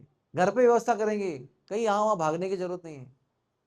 अरे न्यू वृंदावन में अच्छे डिवोटी, अमेरिका में अच्छे डिवोटीज है, मैं उनको मिलना चाहता हूँ, कोई जरूरी नहीं है। वो आएंगे, उनका दर्शन करो, कथा सुनो, अच्छी तरह संग करो, उनकी सेवा करो। लेकिन आपको रोज नियमित रूप से रेगुलरली जो भक्त मिल रहे हैं, उनकी सेवा करो ना आप, उनकी देखभाल करो, उनकी पूछताछ करो, उनको क्या संकट है, क्या दुख है, क्या पीड़ा है, उसकी बात करो उनसे आप। मेरा ऐसा अनुभव है कि भक्तों को देखभाल करना और भक्तों को प्रसन्न करने से अधिक कोई रास्ता नहीं है जो भगवान को अधिक प्रसन्न कर सके। There is no other way to easily please the lord except pleasing his devotee by serving them. वैष्णव सेवा सर्वतोपरि है, भगवत सेवा भी उससे नीचे है, भगवान की सेवा भी उससे नीचे है। भगवत सेवा सर्वतोपरि है। भगवान ऐसे भक्त के पीछे पीछे भागते हैं। कुछ लोग भगवान के पीछे भागते हैं, भगवान ऐसे भक्तों के पीछे भागते हैं। तो हम लोगों को क्या करना है ना, ये विचार करने की बात है। भले हम 100 डिवोटी हो, 200 डिवोटी हो, आगे जाके 10,000 डिवोटी बनेंगे, लेकिन वो रिश्ता जो है छोटे छोटे ग्रुप में भक्तों का रिश्ता जो है ना, वो बहुत इंपॉर्टेंट है। वो करने में हमारे गुरुदेव राधानाथ स्वामी ने बहुत साल बिताए। बहुत, उसको कहते हैं ना निटिंग। मुझे आपको स्वेटर बनाना है, अब क्या करेंगे, वुल लेके आएंगे पहला, और कई दिन तक ऐसे ऐसे ऐसे ऐसे ऐसे करते रहेंगे।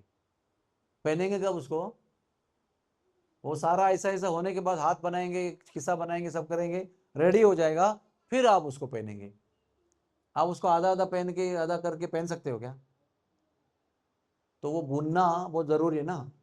तो भक्तों का समुदाय में वो बुनना बहुत जरूरी है, एक दूसरे को बुनना बहुत जरूरी है। जब एक हो जाएगा ना वो, तो प्रेम रहेगा, संकट में साथ होगा, सहारा होगा, देखभाल होगी, तो हम लोग भक्ति में आगे बढ़ सकते हैं। मैंने देखा, मिथिला में गया था, इस्कॉन में वही वातावरण देखा। अब इतने छोटा समुदाय है, लेकिन इतना प्रेम है, इतना सेवा भाव है। इधर भी आया वही देख रहा हूँ, काठमांडू में भी वही देख रहा हूँ, भक्तपुर में गया वो भी है। भक्त लोग दूसरे भक्तों की सेवा करने में इतने आतुर हैं, इतना सैक्रिफाइस करके सेवा कर रहे हैं। और जब तक ये सेवा भाव है, हमारी संस्था बहुत आगे जाएगी, बहुत आगे बढ़ेगी, और आज आगे बढ़ रही है। विश्व में सबसे ज्यादा प्रसार होने वाला हमारी संस्था है। हम हैं इसलिए बोल नहीं रहे उसके अंदर, हम इसके अंदर इसलिए हम लोग बोल रहे हैं, ऐसा नहीं है। Fastest going spiritual organization is ISKCON. कारण क्या उसका? कि इसके अंदर भक्त लोग एक दूसरे से प्रेम करते हैं, एक दूसरे की सेवा करते हैं, आने वाले लोगों की सेवा करते हैं, उनको बहुत प्रेरणा देते हैं। और जितना आप वो करोगे ना भक्तों को सुख देने का काम, आने वालों को, यहाँ रहने वालों को, यहाँ मंदिर में आने वालों को जितना आप सुख देने का प्रयास करोगे ना, आपका समाज जो है भक्ति भक्त समाज बढ़ेगा बहुत। अभी बढ़ा है कि नहीं? इतनी बड़ी जगह आपने रेंट किया है, जो भी आपने इतने लोगों को इकट्ठा किया है, रथ यात्रा करते हैं, जन्माष्टमी करते हैं, इतने लोगों को प्रसाद खिलाते हैं, निस्वार्थ सेवा है पूरी ना ये, कि लोगों का जन्म मृत्यु से कल्याण हो, बच जाए लोग जन्म मृत्यु के चक्र से, भगवान को प्राप्त करें, इसलिए हम लोग सब मेहनत कर रहे हैं ना। तो भगवान को बड़ा आनंद आता है उसको देख के, बोला मेरा काम है, मेरा काम मेरे भक्त लोग कर रहे हैं, उनका मिशन है ना ये, भूले भटके लोगों को पकड़ के लाना और भगवान के धाम पहुंचाना, ये भगवान का मिशन है।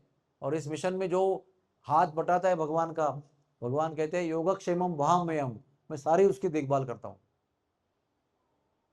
तो आपको अगर अपनी देखभाल भी करवा के लेना है तो भी भगवान के भक्तों की सेवा करो, आपकी देखभाल ऑटोमेटिक हो जाएगी। जैसे आर्मी में होता है ना, आर्मी जवान होता है ना, वो जब जाता है ना बॉर्डर पे, उसका पूरा परिवार का देखभाल गवर्नमेंट करती है। वो जख्मी होके आया ना युद्ध में, उस समय उसको हाथ टूट गया, उसको गोली लग गया, पैर टूट गया, पैर काटना पड़ा, तो उसकी भी देखभाल करते हैं मरने तक, और उसका सारा परिवार की देखभाल करते हैं, उसको बच्चों को पढ़ाते हैं, उसको राशन देते हैं, उसको दवाई देते हैं, उसको सस्ता सब कुछ दे देते हैं।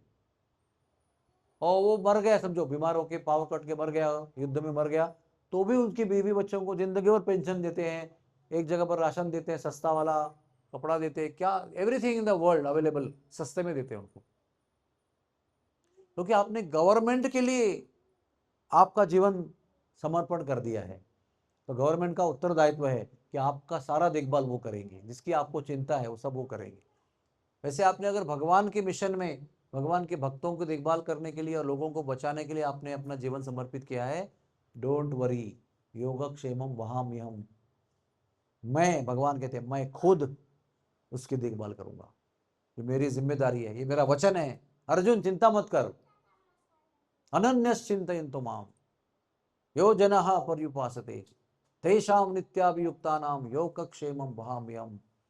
जो भक्त मेरे लिए समर्पित है, पूरी तरह से मेरे मिशन में समर्पित है, उसका जिम्मेदारी मेरी है। तो जो भगवान के मिशन में अपनी सेवा दे रहा है, उसको दाना पानी की चिंता करने की जरूरत नहीं है, डोंट वरी।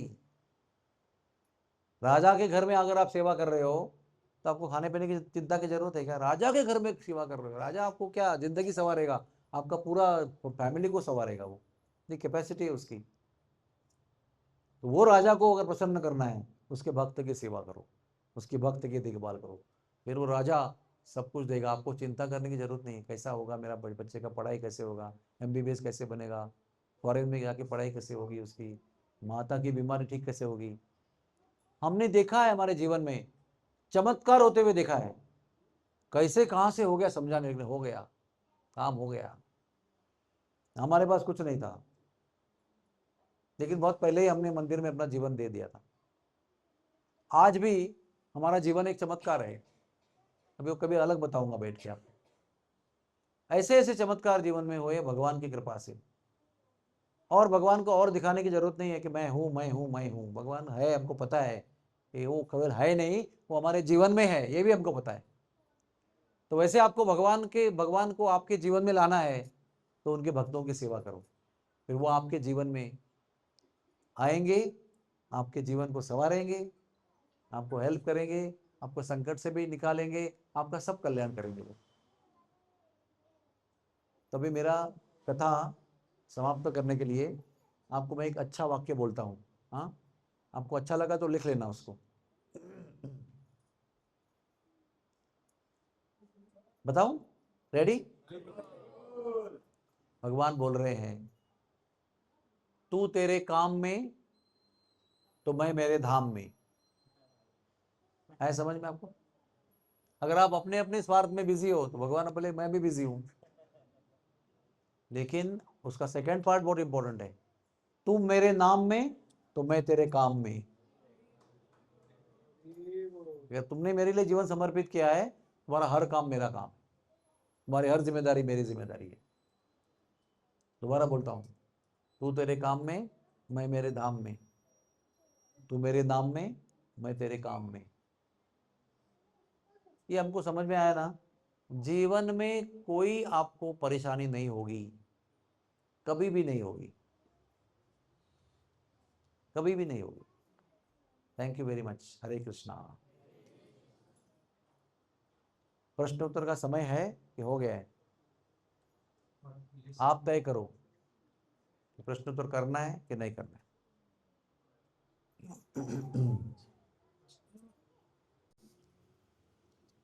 ये किसी के हाथ में दो जिसको प्रश्न पूछना है। एनीबॉडी? हाँ, ले माता जी को दो, अच्छी तरह हरे बात कृष्ण। करो। हाँ, हरे कृष्ण प्रभु जी, प्रणाम। साउंड आपका आए? माइक है और कोई? साउंड आए? वो भी दे दो। ये माइक आपके लिए, ये माइक रिकॉर्डिंग के लिए।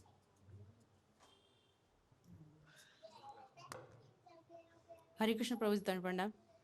प्रभु जी, आप पहले जो बोले थे ना कि भगवत गीता जो हर लोक में अलग अलग भगवत गीता है, वहाँ नहीं पे नहीं, शास्त्र अलग है। भागवत महाभारत बोला मैंने, महाभारत वेद बोला। कुरुक्ष वो भगवत सब गीता तो सेम है। सब लोग में अलग अलग उसी तरह से कुरुक्षेत्र में लड़ाई होता रहता है। बुद्धि के अनुसार अलग अलग शास्त्र अलग अलग लोगों में भगवान ने दिए हैं, अलग अलग साधुओं को भेजते हैं प्रचार करने के लिए। फॉर एग्जाम्पल, टोटल भागवत जो है ना, महाभारत जो है वो 60 लाख श्लोक का है। उसमें से 30 लाख श्लोक वाला भागवत जो है वो देवताओं को दिया है, और व्यास देव ने अपने एक शिष्य को बोला जाके देवताओं को प्रचार करो ये महाभारत से। फिर 15 लाख भागवत जो है वो गंधर्वों को और उपदेवताओं को दिया है। उपदेवता मतलब गंधर्व, किन्नर, यक्ष, पुरुष, यक्ष, किम पुरुष, ऐसे उपदेवता होते हैं सेकेंडरी। उनको एक शिष्य को बोला जाके ये इन लोगों को प्रचार करो। फिर 14 लाख का भागवत जो है वो राक्षसों को, दानवों को, दैत्यों को दिया है, और अपने और एक शिष्य को बोला है कि जाके उनके लोगों में प्रचार करो।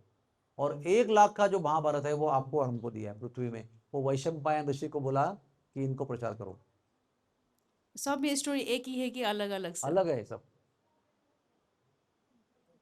लेकिन आपको जो दिया है वो एक लाख। आपके लिए बेस्ट है, ये ध्यान रखना।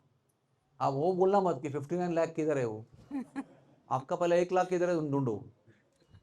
समझ में आपको आया? हम जी। लोग क्या करते हैं, अरे मेरे पास तो ये स्कूटर है, उसके पास में 4 फोर व्हीलर है, उसको देखते रहते हैं। लेकिन अपने पास जो है, आपको जो उसी मिला हुआ है उसको पहले पकड़ो।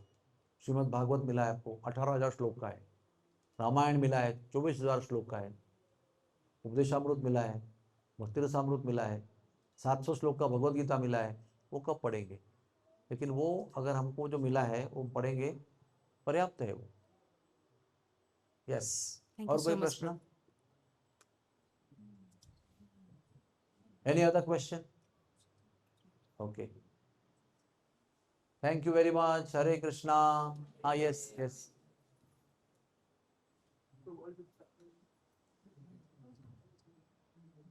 Thank you so much, Prabhuji, for the nice class. My question is, you told that there should be some devotee who would be taking care of us, our every detail that happens in our life.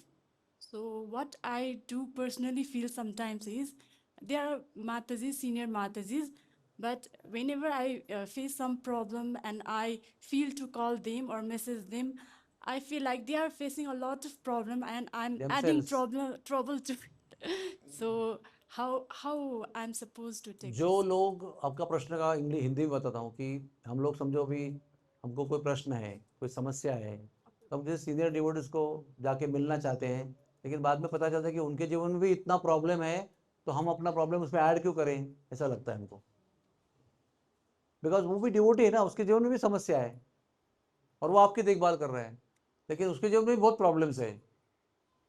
लेकिन ऐसे कहा गया है, those who are very very very busy, they only can find time. You can give them, you have 10 work is there, 10 works are going on, and he's very busy in 10 works. But if he is that way busy, you can give him 11th work also, he'll find time to do it. So devotees are very merciful. उनको कुछ भी समस्या होगी ना, तो भी वो दूसरों की समस्या हल करने का प्रयास करते हैं। और मैं आपको एक सीक्रेट बात बताता हूँ, सीक्रेट बात। समझो आपके जीवन में बहुत समस्या है और आप किसी को जाके बोल रहे हो और वो आपको हेल्प कर रहे हैं। दूसरों को हेल्प करने से अपनी समस्या अपने आप समाधान हो जाती है। ये हमारा 100% एक्सपीरियंस है। आपके जीवन में अगर बहुत कष्ट है, आप बहुत तड़प रहे हो और कोई तड़पने वाला भक्त आपके सामने आता है समस्या लेके और आप उसको हेल्प करने में लग जाते हो ना, आपकी समस्या अपने आप हल हो जाती है। पहले आपकी समस्या का दुख जो आपको हो रहा है वो आप भूल जाएंगे, उसका हेल्प करने जाएंगे ना तो आपका दुख आप भूल जाएंगे और फिर वो जो दुख है वो भी नष्ट हो जाएगा। आप कभी ट्राई करके देखो। लेकिन अगर आपको समस्या है तो कभी आप खिचकिचाना नहीं, कभी जाने के लिए, मदद मांगने के लिए जाओ। भगवान ने बोला है आप पूछो तो मैं जवाब दूंगा, आप दरवाजा खटखटाओ तो मैं खोल दूंगा, ऐसा भगवान ने बोला है। आप पूछोगे नहीं तो मैं कैसे दूंगा? आप अंदर आने के लिए बेल नहीं बजाओगे, दरवाजा कैसे खोलूंगा मैं? इसलिए जब भी समस्या होती है, be honest to yourself. Don't just go on suffering suffering suffering. इसको कैसे बोलूँ, ये बिजी है, ये भी बिजी है, ये भी दुखी है, ये भी दुखी है, तो क्या करूँ? नहीं नहीं, वो कितना भी दुख होगा ना उसका समाधान होता है उसका। और हम लोगों का ड्यूटी है वो, हमको कितना भी तकलीफ होगा, दूसरा कोई पुकारने को आए तो तुरंत उसको हेल्प करना है। हरे Krishna. Thank you so much, Prabhu. Prabhuji, one more question. You have mentioned just now that uh, when we are in spirituality, like when we do bhakti, uh, like we get more happiness by it. So isn't it kind of like selfishness because we get pleasure, so we are doing it? माता जी, इनका प्रश्न ये है कि भक्ति में आएंगे, जब करेंगे बहुत मजा आता है, बहुत सुख मिलता है, तो ये क्या स्वार्थ है क्या हमारा कि हम लोग स्वार्थ सुख प्राप्त करने के आते हैं? देखो, हम लोग सब दुखी है, तो दुखी व्यक्ति को दुख से मुक्त होने का जो इच्छा है वो पाप नहीं है माता जी, प्लीज समझना आप। हर एक व्यक्ति जो दुखी है उसको दुख निवारण करने का अधिकार है और हर एक व्यक्ति को सुख प्राप्त करने का भी अधिकार है, क्योंकि क्या हमारा स्वभाव क्या है? आनंदमयोभ्यासात, ये हमारा स्वभाव है। सच्चिदानंद हमारा स्वभाव है। तो सुख प्राप्त करना कोई पाप नहीं है। गलत रास्ते से प्राप्त करना पाप है, लेकिन अच्छे रास्ते से भगवान का नाम लेके, भक्तों की सेवा करके, शास्त्र पढ़ के, धाम में जाके दर्शन करके भगवान का सुख मिल रहा है तो आपका अधिकार है, वो आपका स्वभाव है, वो आप अपने स्वभाव को प्राप्त कर रहे हो। तो सोचो ही मत ऐसा। I want to be happy, that is truth. And Krishna also wants you to be happy, please understand. Because he is happy, Sachidananda, you are Sachidananda, he wants you also to be happy. And he wants himself to be also happy, Atmaram. So don't feel that. और जा के आनंद ले लो आप, लेकिन गलत रास्ते से मत लो। दारू पी के, व्यभिचार करके, शराब पी के, ये सब मत नहीं। भगवान का नाम लेके, भगवान के भक्तों की सेवा करके, प्रसाद पाके, मंदिर में जाके ये आनंद आप प्राप्त करो, भर भर के प्राप्त करो। जितना प्राप्त करोगे ना, दूसरों को भी प्रेरणा दोगे, तुम भी आ जाओ, दुखी मत हो, इधर आ जाओ, खुश हो जाओ। यस जी, आपको साष्टांग दंडवत प्रणाम। सबसे पहले हरे कृष्ण। और आपने बोला कि आनंद है भक्ति में और भक्ति की रस में बहुत खुशी, आनंद, साथ, सलाह, सहयोग, शिक्षा और सहमति सब कुछ है। मिलता है। मगर जिंदगी में सुरक्षा की वो कड़ी है ना, वो वातावरण ऐसा है कि अभी इंडिया में और नेपाल में एक ही टाइम में इतना ज़्यादा बेटी बचाओ में बहुत ज़्यादा कठिनाई हो रही है। आपने भी ये न्यूज़ तो सुना हुआ है। भगवान त्रिकालदर्शी है और आपने कहा कि मेरे नाम तुम जप रहे हो तो तुम्हारे काम में मैं आता हूँ। क्या ये अभी ये ऐसा वातावरण जो बेटी बचाओ और महिलाओं की बचाने के लिए बहुत ज़्यादा कठिनाई वातावरण क्रिएट ऐसा हो रही है, ये क्या ये कलियुग की, कली महाराज की कृपा तो और या कलयुग का हमारा? ही परिणाम है ये, कलयुग का ही परिणाम है, इसलिए हाँ हाँ, इतने सारे गुने, पाप और गलत काम हो रहे हैं। मुझे लगता है भगवान त्रिकालदर्शी है तो क्या कुछ न कुछ ना कुछ उसमें सहयोग के लिए भगवान ने केवल जो गीता का उपदेश है हम्म, वो केवल भक्तों को नहीं दिया है, सभी दुनिया को दिया है। और सभी दुनिया के लोगों को भगवान ने बताया है, मेरे शरण में आ जाओ, मैं रक्षा करूंगा आपकी। लोग नहीं आते हैं, फिर क्या करेंगे भगवान? भगवान ने बोला है आ जाओ, ये रास्ता है, इधर से आ जाओ, मैं आपका सब देखभाल करूंगा। और आपको नहीं करना है तो भगवान क्या कर सकते हैं? भगवान दोषी नहीं है, उसके लिए जिम्मेदार नहीं है जो हो रहा है दुनिया में। लोग जिम्मेदार है जो लोग नहीं कर रहे हैं ये सब कुछ। और आप भगवान का भक्ति करो, फिर भगवान की देखभाल कैसे आपको प्राप्त होती है आपको भी समझ में आएगा, आपकी निष्ठा बढ़ेगी। जी। इसमें एक एक ही टाइम एक ही जगह में ऐसा वातावरण हुआ है अभी, जो नेपाल में 3 वर्ष की बच्ची की जो बलात्कार होने के बाद मर्डर हुआ है। इसमें अपनी ही नाता गोता के साथ ऐसा हुआ था, मगर वो टाइम में माँ बाप भी घर में ही था। और प्रश्न क्या आपका बताओ, प्रश्न पूछो, हाँ, आप स्टोरी मत ऐसा बताओ मुझे। ऐसा है कि उसमें वो बच्ची की कर्म का खेल है या ये माहौल। दुनिया जो है, हाँ, हमारा, आपका, बच्ची का, बूढ़ा का, सभी का कर्मों का ही खेल है ये सब। कर्म का ही खेल सबका, मानना पड़ेगा। हर व्यक्ति का कर्म का खेल है। हर व्यक्ति अपने कर्म को भोग रहा है। कोई किसी का जिम्मेदार नहीं है कि उस तुम्हारे वजह से ऐसे हुआ, इसकी वजह से हुआ। मैं जो कष्ट भोग रहा हूँ वो मेरे पुराने कर्म की वजह से आज भोग रहा हूँ। कोई जिम्मेदार नहीं है, हम पत्नी जिम्मेदार है, ना पति जिम्मेदार है, ना भाई है, ना बहन है। Nobody is responsible except I. आने वाला ये समय बहुत सुरक्षा की कमी हो गई सुरक्षा है। भक्ति आपको में भी सुरक्षा नहीं है। नहीं, माता जी गलत है ये बात। सुरक्षा आपकी भगवान के चरणों में है। आप उनके चरणों का आश्रय ले रहे हैं क्या? ये पहले पूछो आप स्वयं पहले सुरक्षित हो जाएंगे। अगर आपने भगवान के चरणों में शरणागति स्वीकार किया तो सबसे पहले आप सुरक्षित हो जाएंगे। आप पहले अनुभव करो उसका बस। यस, और कोई प्रश्न? हरे कृष्णा प्रभु जी। आप इसको रोकना आपका काम है, जब बंद करना है, मैं नहीं। बोलो, प्रभु जी, आपने दुख सुख के बारे माइक में में बोलो ना आप। दुख सुख के बारे में बहुत अच्छे अच्छे बोले। वो जो आपका जो हृदय जो बोल रहा है ना, एकदम हमको ऐसा लगा कि आपने कुछ पढ़ कर बोले कि आपने इससे पहले से ही आपका ये दुख सुख के बारे में इंटरेस्ट रहा है कि अब भक्त लोग आपका के प्रश्न क्या है, पूछो आप।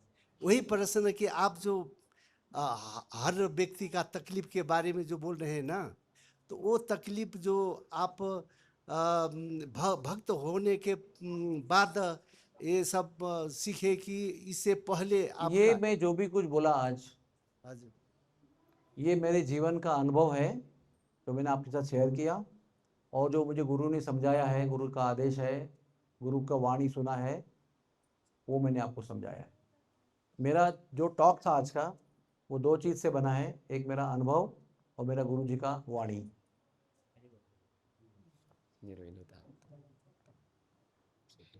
Hare Krishna Prabhuji.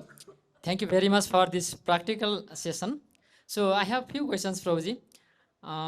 As you have mentioned, like, one by one. okay, sure, Prabhuji.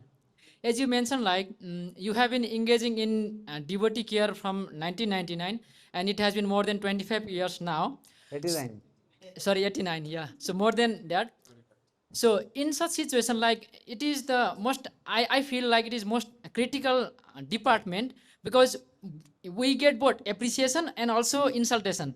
So in those situations, so how have you been managing all these things for so long years? And with that, how are you managing your personal sadhana and all these things, Prabhuji, so that you are inspired always? मेरा ये अनुभव है कि जब हम भक्तों की सेवा करते हैं ना, दो चीज़ हमको करना है लाइफ में। प्रभुपाद जी भी बताया है, अगर आपको मिनिमम कुछ करना है, दो चीज़ समझो, तो प्रभुपाद ने बताया दो चीज़ करना है आपको। ध्यान पूर्वक जप करना है, और सेकंड आइटम बताया भक्तों की सेवा करना है। प्रभुपाद ने बताया है भक्तों की सेवा में दो आइटम है, एक सेवा करना और अपराधना करना। डू एंड डोंट दोनों है उसके अंदर। तो ये जो दो चीज़ें हैं वो आप करेंगे तो प्रभुपाद ने कहा है कि मैं आपको बैक टू गॉड ले जाऊंगा। तो जब आप ये करते हैं ना तो आपका साधना भी अच्छा होता है। साधना और भक्तों की सेवा अलग अलग नहीं है प्रभु जी। भक्तों की सेवा ये भी साधना है, भगवान का नाम ये भी साधना में आता है, शास्त्र पढ़ना ये भी साधना में आता है, सुबह जल्दी उठ के स्नान करके जप करने बैठना ये भी साधना आता है, भगवान की विग्रह की पूजा करना ये भी साधना है, शास्त्र पढ़ना ये भी साधना है, यात्रा में जाना ये भी साधना है, तुलसी की पूजा करना ये भी साधना है। तो ये सब साधना के अंग हैं और एक करने से दूसरे साधन की पुष्टि होती है। When you do one part, second part gets stronger. When you do this part, that part gets stronger. जब अच्छा करोगे भक्तों की सेवा अच्छी होगी, भक्तों की सेवा अच्छी करोगे जब अच्छा होगा, अपने आप आपका लाइफ बैलेंस हो जाएगा, भगवान आपका लाइफ बैलेंस करेंगे। आप सर्कस मत करो, भगवान आपके लिए सर्कस करेंगे। Very simple, you do your job, he will do his job. Second question क्या था आपका? हो गया ना, हाउ आर यू, दोनों का उत्तर दे दिया मैंने आपको। लेकिन हमारा ना प्रभु जी एक ही, मैं आपको बताता हूँ प्रैक्टिकल एकदम, हमारा एक ही नियम है हमारा। दुनिया में कुछ भी हो जाए ना, आपकी दुनिया में या दूसरे की दुनिया में, या अभी माता जी बता रहे ना कि इधर बच्चे का डेथ हो गया, उधर मर्डर हो गया वगैरह, और दुनिया में दंगे चल रहे हैं, वॉर चल रहा है, या आपके जीवन में संघर्ष चल रहा है, परेशानी चल रही है, कुछ भी हो जाए ना, सब लोग ध्यान से सुनना, एवरीबॉडी लिसन टू दिस। सुबह उठ के जप करना, कुछ भी हो जाए, आपका ड्यूटी है ब्रह्मा मुहूर्त में सूरज उगने के पहले उठना, स्नान करके भगवान का नाम को पुकारना, खाली जप मत करना, पुकारना। फिर देखो आपका सारा लाइफ बैलेंस हो जाएगा अपने आप, हर चीज बैलेंस हो जाएगी आपकी। ट्राई, थोड़ा मेरे वाक्य में फेथ रखो और ट्राई करो, फिर देखो क्या होता है। भले आपको नींद आती होगी, बहुत थक गए होंगे आप, लेकिन फिर भी आप उठो और प्रयास तो करो, जमाए देते देते करो, हाँ करके करो, लेकिन करो, क्योंकि भगवान देख रहे हैं, कर रहे हैं, उसको कृपा करना पड़ेगा इसके ऊपर। ठीक है, okay, thank you very much. Hare Hare Krishna. बाप रे, सॉरी। अरे वाह। त यस्तो विशेष समय